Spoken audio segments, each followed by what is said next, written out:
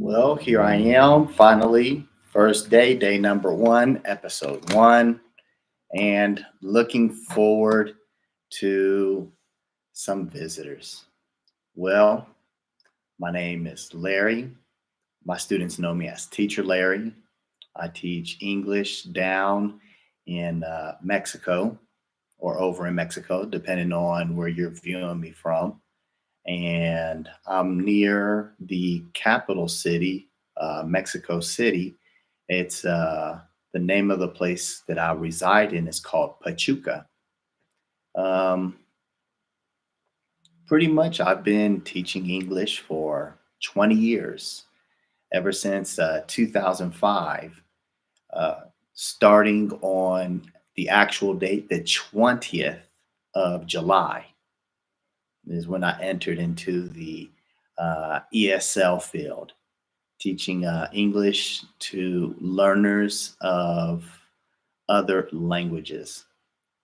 And so, well, hopefully, I get to see some of you pretty soon. Well, what can I tell you? Um, I've been here for almost 20 years, and frankly, I love it. I enjoy it a whole lot. I enjoy teaching English. And basically, when it comes to learning any language, the important thing is to have patience with yourself. And when a person is patient with themselves, then they are giving themselves the maximum opportunity to develop and to succeed at progressing in their target language. When I first got here to Mexico, I didn't speak any Spanish, which was pretty interesting, being that it was necessary. But it took me 7 years to finally learn how to carry a very simple conversation in Spanish because everybody that I had been communicating with, well, pretty much they wanted to practice their English. I was teaching English. And since everybody that I came into communication with were either already English speakers or they were my students or neighbors who wanted to practice their English with me. And so I experienced a very tremendous delay. But the interesting thing was the fact that I was able to um, still develop and learn. I used to live over in Toluca for about 5 months. And I think it was roughly about the second month. No, the third. It was the third month, about the third month. Um, Football season had begun, and I believe it was Sunday night football. And there was a guy in the store. I spoke very little, pretty much no Spanish whatsoever. And then what took place, what happened was, is pretty interesting. Um, in the States, we have what is called pork skins or crackling. And I was having this craving where I wanted pork skins, but I didn't know what it was called in Spanish. And the store owner, he didn't speak any English. And so what I learned, or what he taught me, is to come out of my comfort zone. And if I'm going to communicate with someone, I can't be shy, timid, bashful, or anything like that because it's not going to help. And it was really interesting because what took place is the product I wanted is called chicharron in Spanish. And I went into the man, I said, disculpe. And he said, uh, sí, sí, dime. And I let them know, it's poco español. I don't speak much Spanish. Um, it's comer. And I was like, thinking is couldn't think of the name of the product. Es este, pero de animal.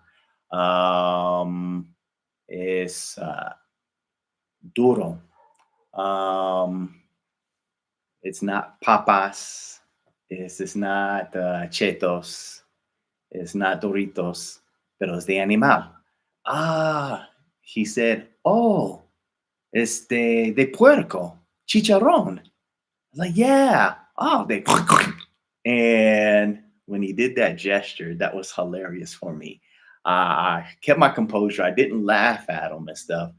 But through all that struggling, well, it taught me, I have to come out of my comfort zone and don't take myself too seriously.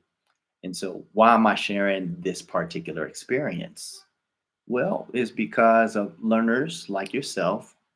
It's okay to be shy. It's okay to be timid. It's typical to be nervous. But the thing is it's communication. And we all want to be dignified. We want to be respected. We don't want to be poked fun of and everything else. It's understandable. The gentleman, he reacted like that because he wanted to make a sell. He wants to make money. When he sells his products, then he's able to feed his family, he's able to pay his bills and everything else. And so, in certain circumstances and in certain situations, it's important to come out of our comfort zone in order to be able to reach out to the person that speaks fluently our target language. And so that's the encouragement that I want to give. And hopefully you find it a little bit humorous and stuff. Well, this being the first episode, I was thinking that every Sunday, roughly about this time, and every Wednesday, probably like about 4:45, to have these short, brief sessions where I will share from different platforms that are good to use in order to develop your English communication skills from a very basic level, even to a more advanced level. Also, I'll cover some grammar and stuff like that, different parts of speech, but also it's mostly to give motivation, to encourage, and to uh, help other learners to be able to feel comfortable in utilizing and developing their English communication skills. And so that's where it all lies at. That's the whole game plan. And do forgive me, I didn't make out an outline or anything. I didn't write anything or pre-plan any. I have it all up here in my head. I kind of have an idea of what I wanted to share and just really introduce myself. And so feel free to, you know, of course, give a like as some of you have already done. And also go ahead and inform your friends, anybody that you know that's interested in having a listening session, and it'll be a good practice for you. Me being from Dayton, Ohio, my voice is very clear. There's not a strong, heavy accent, so it'll be easy in order to understand me. Plus, I don't speak very fast. I can pick up the pace, and I can speak very quickly. But of what benefit is it if my audience can understand what I'm saying? So this is my natural and normal tone that I typically speak in. What else? Well, before I cut it short, there's also something that I wanted to cover, and the different forms of learning. Well, I have students. And so with adults such as myself, it's not easy to go and pick up and just learn another language because of so many responsibilities. And it's understandable. So some people use what is called a polyglot. And polyglot is just receiving some information and studying it if it's only for a few minutes, if it's only for 5 minutes, in different sessions or different times of the day. Then, of course, there are others. Their schedule is more free and they can dedicate 30 minutes or they can dedicate 45 minutes or an hour or a couple of hours, out of a week. So there's all kinds of different programs that a person can integrate and they can use. Some people that use a combination. They have their set schedule, but they also integrate the polyglot method as well. And so they have an ongoing continued learning process throughout the course of the day or throughout the course of the week. So that's a pretty good thing that many of you are able to go ahead and do. What else is there? Well, another thing that I would like to add into this is that it's very important to just absorb information. It doesn't matter about the book or the publishing company. There's Macmillan, there's Pearson, there's a few others to name some, and all of them are viable. All of them are very good. Okay, but the most important part is just being being self-disciplined and utilizing that information. In my opinion, there's no one book that is superior or better than another book. They all are very serviceable. They're all very doable. But the most important thing is discovering, well, what kind of learner are you? Because there are many people, they need to be in the environment, maybe much like myself. In order for me to learn Spanish, I had to actually be in a Spanish speaking community, in a Spanish speaking country, in order to eventually be able to speak Spanish. But there are many people, they don't require that. We have some learners, they're kinesthetic learners, and that means that their environment, their home, where they live, and they have to grab items, you know, and they have to perform with their hands. And while they are performing with their hands and stuff, then they're also being instructed. Well, what is this item? This is a thermos. The thermos is tall, it's black, and it holds liquid in it. This is a cell phone, and you use a cell phone sending messages or receiving messages and all kinds of other multiple things. So that's kind of like your kinesthetic learner. And they're very hands-on.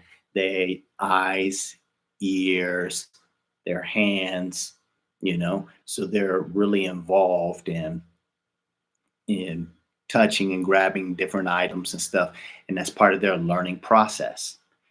Then you have your auditive learner. And your auditive learner, they, can hear, they can listen, and maybe on the first attempt, or maybe after a couple of repetitions, then they got it, and off they go.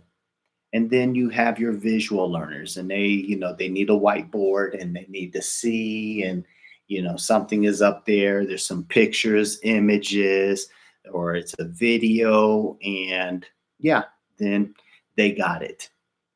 And so there's just that process. So recognizing what kind of learner you are, and once you've identified what kind of learner you are, then you can go ahead and utilize the proper resources in order to improve and continue your development with your target language, be it if it's English or if it's Chinese, Japanese, Portuguese, whatever your target language is. So these are just like a few tips and stuff. So before I go ahead and I conclude, I just want to go ahead and say it's evening time here. All right. But I have I have a certain phrase that I always, cite to myself, that I always think to myself.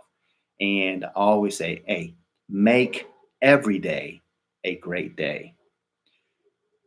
You're in charge of your development. You're in charge of your happiness. You're going to do the things that you want to get accomplished. And no one should ever dictate or determine your emotions. Your happiness is dependent upon you. And so the day is going to be what you want it to be.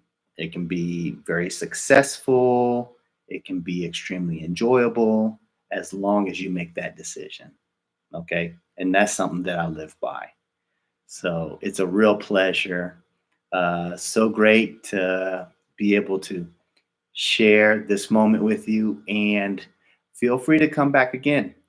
More than likely, it will be on Wednesday at 4:45. Feel free to share with your friends and have a nice evening. I look forward to chopping it up with you some more, and we'll probably cover something along the lines. Mm, I think I'll do like some resources. Like there's a couple of really cool options when it comes to the English learning and stuff. There's two different platforms. So I'll go ahead and I'll share my experience and insight with two different platforms that I use that I think will be very handy for yourself or for your friends and family members. So look forward to seeing you then. Have a nice evening. I'm out.